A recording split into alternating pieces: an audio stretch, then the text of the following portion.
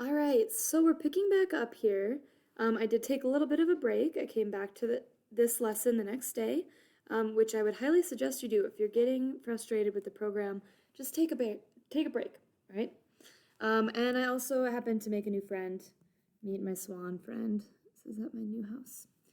So here we go. We walked into the situation where we are deciding whether or not we have oxygen or no oxygen.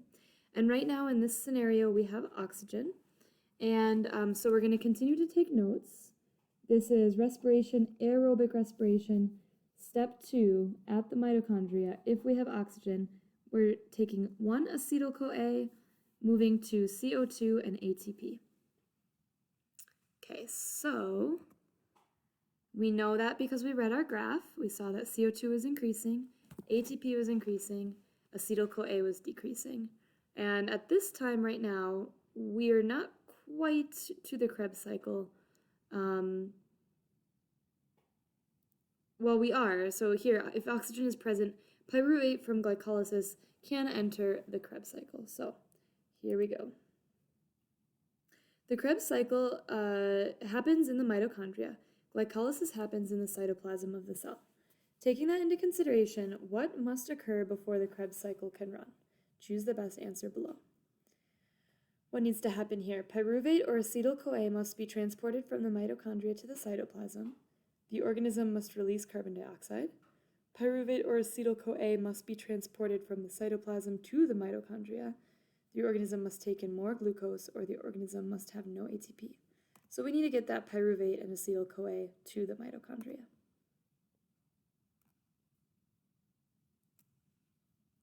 All right, so now we're going to play another one of these energy challenge games, the Krebs cycle. Glycolysis only partially breaks down glucose. One of the byproducts of glycolysis is pyruvate, which still has lots of energy left in the bonds to be harvested. To complete this next challenge, you won't have an infinite supply of glucose. Your target is to generate 8 molecules of ATP, but this time you will only have 1 glucose molecule. You'll have an additional pathway available called the Krebs cycle, which is represented by 2 arrows in a circle. And then this is our ATP like we saw before.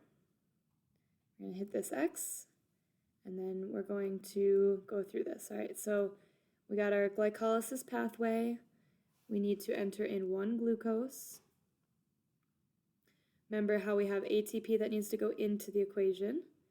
We have NAD plus, our electron carrier.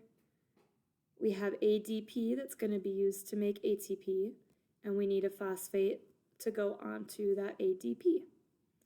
All right, glucose is being broken down, the electrons being carried by the bus, NADH. We made 2 pyruvate and 4 ATP.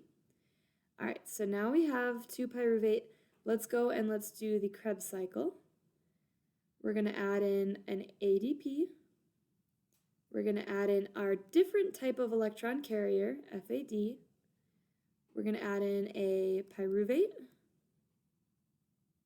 another electron carrier, and a phosphate.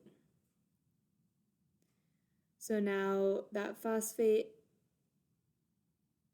all right, a lot just happened there. See if you can observe. See those electrons moving.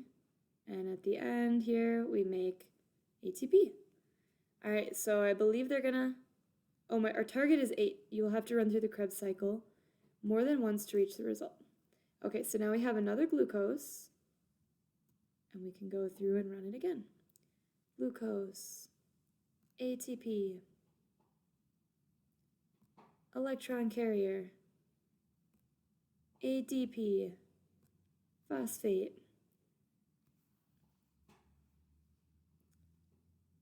producing an electron carrier, pyruvate, and more ATPs, and then let's run it again.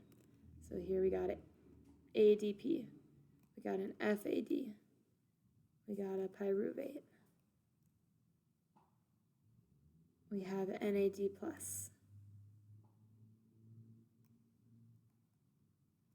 This guy. And let's see here, then we need a phosphate.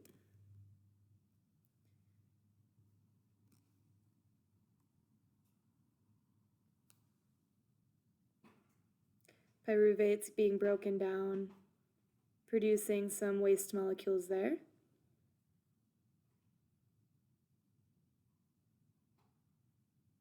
And some more waste products to produce more ATP. So now we got 8 ATP, 4 CO2. So here it says the Krebs cycle harvests energy from pyruvate to produce ATP molecules, but the number of ATP molecules it produces is much smaller. All right, so here we go. We can see the Krebs cycle animation again, but let's see how we do. So, and I believe we're just, let's see if this is looking at just the Krebs cycle. Yep, great. So did we put ATP in? No, but we got it out. Did we put CO2 in? Nope, but we got it out. We put FAD in. We got FADH2 out. The H2 just is the electron carrier. We put NAD plus in and got electron carriers out. In this particular situation, we did not use oxygen yet, but we did put pyruvate in. Okay. So now all of these mysterious NADHs and FADHs are going to start to make sense here. But we can already start to see when we do cellular respiration, we breathe out, we make carbon dioxide. All right, chasing electrons, here we go. Electron carriers are critical to the energy process and produced in several places along the way. How many electron carriers have been produced so far? So now we need to do some counting. Let's view our Krebs animation.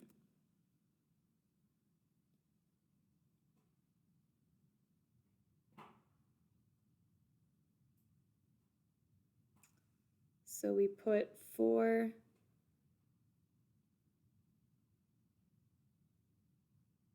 in,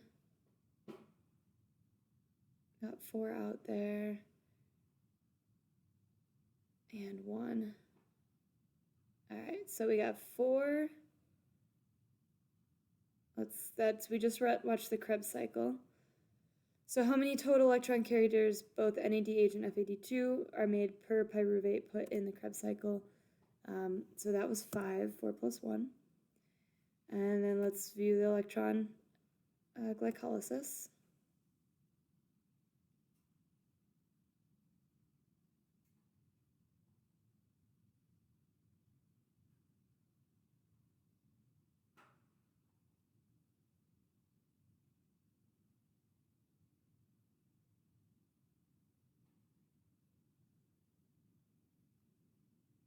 Okay, and so we total get 2 NADHs produced for 1 glucose. Now here it's asking how many electron carrier molecules are made by the Krebs cycle per glucose consumed. So remember, we had to run the Krebs cycle twice for both pyruvates. So per glucose, then, it should be twice as many. How many electron carrier molecules in total, both FAD, okay, so have been made from a single glucose after both glycolysis and the Krebs cycle? So if we count all these up, we have 10 per glucose and 2 per glucose here, so that should be 12. How many electrons are being carried from glucose at this point? 2 per molecule, 12 times 2, 24. All right, so that's maybe where a lot of people are losing points here. So hopefully you get that right. 2, 5, 10, 12, 24. All right,